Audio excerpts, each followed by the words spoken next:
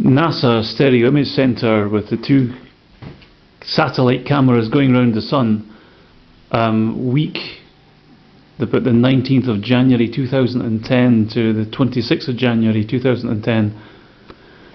At that point you see the images start to get more grainy and pixelated as the sort of cover-up job begins. Big ships orbiting the sun. You can see one on the north pole of the sun.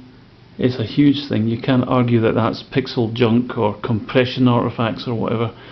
It quite clearly is a big ship, and it must be 10 times the size of the Earth, size of Jupiter maybe, or huge thing.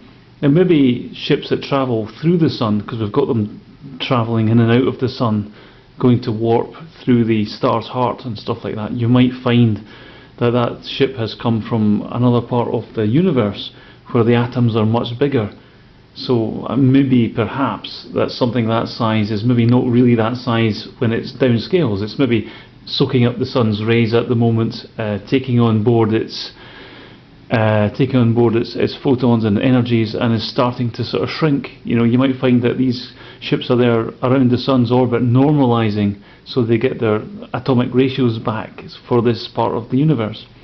Mind you, that might not be the case. It might be that there are just massive machine civilizations living out in planet-sized space stations just like that one.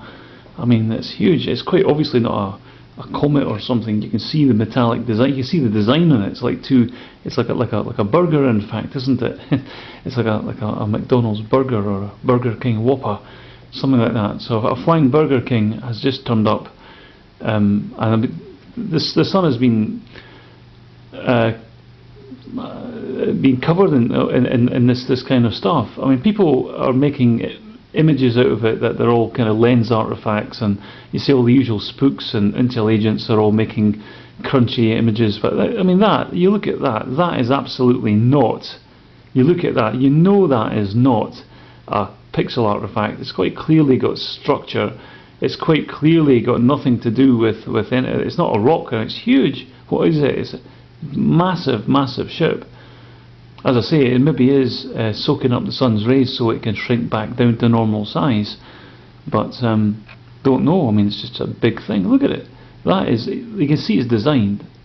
You can see it's designed. That it's a artificial. Would be the adjective you'd use for that. It's artificially designed. Now, elsewhere on the sun, this is about the 25th of January 2010. There's this, it looks like a sort of blue bottle just sort of sitting there, a housefly. It's not a housefly though, because when you look up real close, you say, well, maybe it's a sunspot, but no, it's triangular, you see. So, oh, what's that triangle? Maybe it's a camera lens compression artifact. Well, it looks a bit dodgy, maybe it's a bit grainy, it's a bit pixelated, but from other days, from other angles, you know, it's obviously been sitting there over the period of a week. They all have all these images, and you can see that it's like it's a ship in 3 parts. It really does look like a spaceship. To all intents and purposes, it's got a very 3-dimensional look.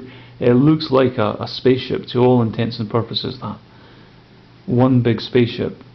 Now that makes, in this collection that I've got, there are 3 big spaceships, but and other photographs I cannot access because NASA have now taken them off or made them inaccessible. There are others, and people have been picking these up, but these are the few that I think couldn't be brushed off.